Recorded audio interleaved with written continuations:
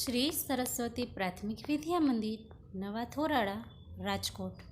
ધોરણ 3, વિષય અંગ્રેજી. આજે આપણે વિષય અંગ્રેજીમાં લેસન 5 ધીસ અને ધેટના વાક્યો બનાવવા. તો આજે આપણે લેસન 5માં ધીસવાળા વાક્યો અને ધેટવાળા વાક્યો બનાવતા શીખીશું. તો ચાલો જોઈએ. હવે અહીંયા આપણને આપ્યું છે કોષ્ટકમાં કે યાદ રાખો ધીસ. ધીસ એટલે કે એનું ગુજરાતી શું થશે? આ. તો ધીસ શબ્દ છે એ ક્યાં વપરાય? તો કે નજીકની વસ્તુ દર્શાવવા માટે વપરાય છે ધીસ શબ્દ.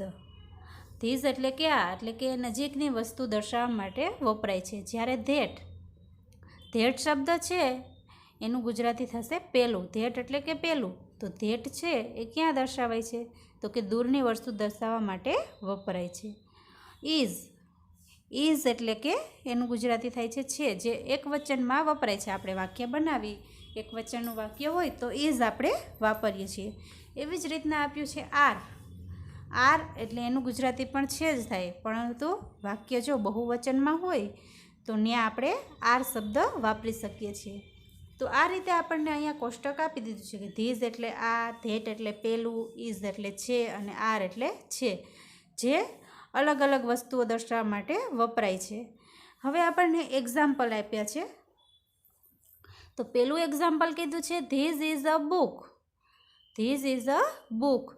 તો એનું ગુજરાતી થશે આ એક પુસ્તક છે. ધીઝ એટલે કે આ, ઇઝ એટલે છે, એ એટલે એક અને બુક એટલે પુસ્તક.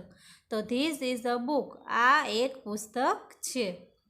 પછી બીજું આપ્યું છે એક્ઝામ્પલ કે ધેટ ઇઝ અ બુક. હવે અહીંયા ધેટવાળું વાક્ય છે. આપણે પેલું જોયું ધીઝવાળું છે, હવે આ ધેટવાળું. That is a book. તો પેલું એક પુસ્તક છે. તો નજીકની વસ્તુ દર્શાવવા માટે આપણે ધીઝ વાપરીએ છીએ અને દૂરની વસ્તુ દર્શાવવા માટે આપણે ધેટ વાપરીએ છીએ. તો આ રીતે અહીંયા બીજું વાક્ય આપ્યું છે ધેટ ઇઝ અ બુક, એટલે કે પેલું એક પુસ્તક છે. એના પછી ત્રીજું કીધું છે ધીઝ ઇઝ એન એપલ, એટલે કે આ એક સફરજન છે.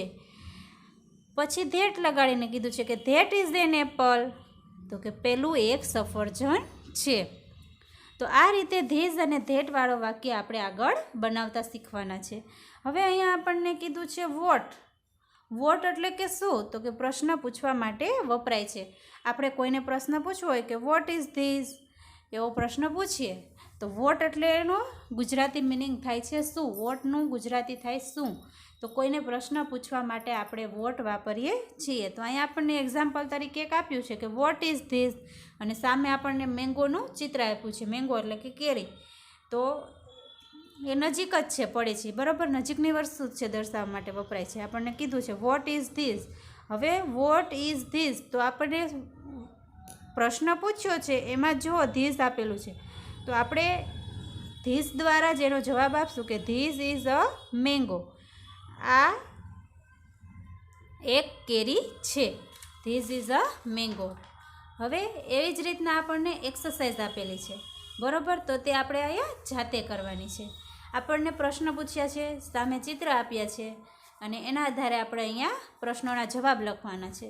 તો પહેલું કીધું છે વોટ ઇઝ ધીસ, તો સામે આપણને બોલનું ચિત્ર આપ્યું છે, બરાબર. બોલ એટલે કે દડો. તો અહીંયા આપણને બોલનું ચિત્ર આપ્યું છે. વોટ ઇઝ ધીસ, તો ધીસવાળું જ વાક્ય છે. તો આપણે એને કરશું ધીસ ઇઝ અ બોલ. આ એક દડો છે. ધીસ ઇઝ અ બોલ. એવી જ રીતના એના પછી બીજો પ્રશ્ન પૂછ્યો છે વોટ ઇઝ ધીસ, તો સામે લોટસ એટલે કે કમળનું ચિત્ર છે. કમળને ઇંગ્લિશમાં શું કહેવાય? લોટસ. તો કે વોટ ઇઝ ધીસ, તો આપણે કહી શકીએ એનો આન્સર કે ધીસ ઇઝ અ લોટસ. એ જ રીતના ત્રીજો પ્રશ્ન પૂછ્યો છે કે વોટ ઇઝ ધીસ, તો સામે આપણને ચાવી એટલે કે એનું અંગ્રેજી શબ્દ થાય છે કી. ચાવી એટલે કે કી. તો કે વોટ ઇઝ ધીસ, તો આપણે એનો આન્સર લખશું ધીસ ઇઝ અ કી. એના પછી ચોથો પ્રશ્ન પૂછ્યો છે વોટ ઇઝ ધીસ, અને સામે આપણને ચિત્ર શેનું આપ્યું છે? ટ્રેક્ટરનું. તો ટ્રેક્ટર એક જ છે, દેખાય, આપણે જોઈ શકીએ છીએ ટ્રેક્ટર છે, એક જ ચિત્ર છે. તો આપણે એનો આન્સર આપશું ધીસ ઇઝ અ ટ્રેક્ટર. એના પછી આપણને પાંચમો પ્રશ્ન પૂછ્યો છે વોટ ઇઝ ધીસ, તો આપણે કહી શકીએ કે ધીસ ઇઝ અ બેટ. સામે આપણને શબ્દો, ચિત્રો અને શબ્દ આપી જ દીધા છે, બરાબર. તો કે ધીસ ઇઝ અ બેટ. એના પછી છઠ્ઠું, વોટ ઇઝ ધીસ? તો સામે આપણને રિંગનું ચિત્ર આપ્યું છે, રિંગ. તો આપણે એનો આન્સર કઈ રીતે કહેશું કે ધીસ ઇઝ એ રિંગ. એના પછી કીધું છે વોટ ઇઝ ધીસ, અને આપણને સામે ચિત્ર આપ્યું છે લીફ, એટલે કે પાંદડાનું ચિત્ર આપ્યું છે. પાંદડાને ઇંગ્લિશમાં શું કહેવાય? લીફ. તો કે વોટ ઇઝ ધીસ? તો આપણે એનો આન્સર આપી શકીએ કે ધીસ ઇઝ અ લીફ. એના પછી કીધું છે વોટ ઇઝ ધીસ, અને સામે આપણને ક્લોક એટલે કે ઘડિયાળનું ચિત્ર આપ્યું છે. તો કહી શકીએ કે વોટ ઇઝ ધીસ? ઘડિયાળનું ચિત્ર છે એટલે એને ઇંગ્લિશમાં શું કહેવાય? ઘડિયાળને ક્લોક. તો એનો આન્સર આપણે કહીએ કે ધીસ ઇઝ અ ક્લોક. એના પછી 9મું વાક્ય આપ્યું છે વોટ ઇઝ ધીસ? તો સામે આપણને જો શેનું ચિત્ર આપ્યું છે? ફ્લૂટ એટલે કે બાંસુરી. બરોબર, એને ઇંગ્લિશમાં શું કહેશું આપણે? ફ્લૂટ. હવે એનો આન્સર આપણે આપશું ધીસ ઇઝ અ ફ્લૂટ. ચાલો, એના પછી આપણને એ જ રીતના 10મું ક્વેશ્ચન એટલે કે પ્રશ્ન પૂછ્યો કે વોટ ઇઝ ધીસ, અને સામે આપણને બ્રશનું ચિત્ર દોરેલું છે અને એને કહેવાય બ્રશ. તો એને ઇંગ્લિશમાં બ્રશ જ કહેવાય. બરોબર, તો એનો આન્સર આપણે આપશું ધીસ ઇઝ અ બ્રશ. એના પછી 11મું વાક્ય આપણે પ્રશ્ન પૂછ્યો છે કે વોટ ઇઝ ધીસ? સામે આપણને ચિત્ર આપ્યું છે વાયોલિન. હવે એનો આપણે આન્સર કહેશું ધીસ ઇઝ અ વાયોલિન. હવે આ જ રીતના આપણે અહીંયા બધા ધીસવાળા વાક્ય જોયા. હવે એ જ રીતના આપણે ધેટવાળા આપણને ક્વેશ્ચન પૂછશે એટલે આપણે એનો આન્સર આપવાનો છે. એટલે કે હવે આપણે ધેટવાળા વાક્ય છે એ બનાવતા શીખીશું. આપણે અત્યારે ધીસવાળા વાક્ય જોઈએ અને આપણે વાક્યની શરૂઆત કરી એમાં તમે જોયું પહેલો અક્ષર છે, પહેલો શબ્દ, એમાં આપણે કયો અક્ષર કર્યો? કેપિટલ અક્ષર. તો આ રીતે આપણે જ્યારે વાક્યની શરૂઆત કરી અથવા તો આન્સર દેવાનો શરૂઆત કરી એટલે પહેલો અક્ષર છે એ કેપિટલ કરવાનો.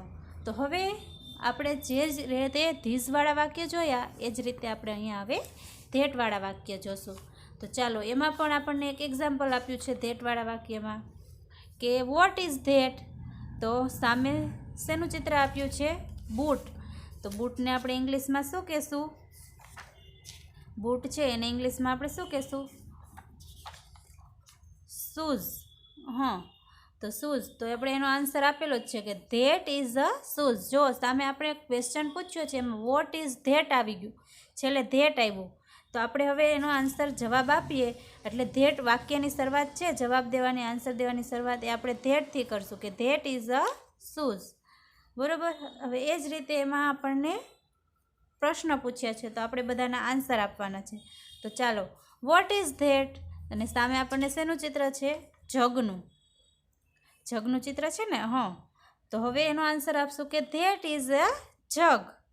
આ એક જગ નહીં આવે, ધીસ એટલે આ થશે.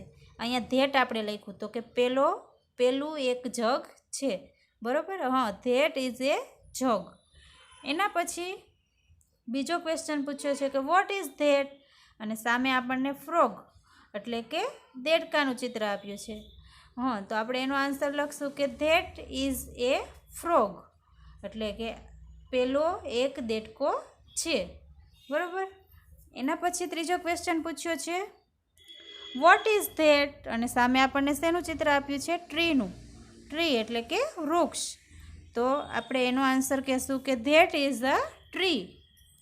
પછી ચોથો ક્વેશ્ચન પૂછ્યો છે વોટ ઇઝ ધેટ? સામે આપણને લેમ્પનું ચિત્ર છે. તો આન્સર આપણે આપશું શું કે ધેટ ઇઝ એ લેમ્પ. એના પછી 5મું વાક્ય પૂછ્યું છે વોટ ઇઝ ધેટ? અને સામે આપણને પેઇલનું ચિત્ર આપેલું છે. તો આપણે એનો આન્સર કહીશું ધેટ ઇઝ એ પેઇલ. એના પછી 6થો ક્વેશ્ચન પૂછ્યો છે વોટ ઇઝ ધેટ? અને સામે આપણને ડોલ એટલે કે ઢીંગલીનું ચિત્ર આપેલું છે. તો એનો આન્સર થશે ધેટ ઇઝ એ ડોલ. પછી 7મું ક્વેશ્ચન વોટ ઇઝ ધેટ? અને સામે આપણને કાઇટ એટલે કે પતંગનું ચિત્ર આપેલું છે.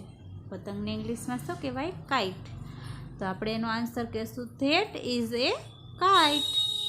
એના પછી 8મો ક્વેશ્ચન પૂછ્યો છે વોટ ઇઝ ધેટ? અને સામે આપણને રોપ એટલે કે દોરી. તો એનો આન્સર આપણે કહેશું ધેટ ઇઝ એ રોપ.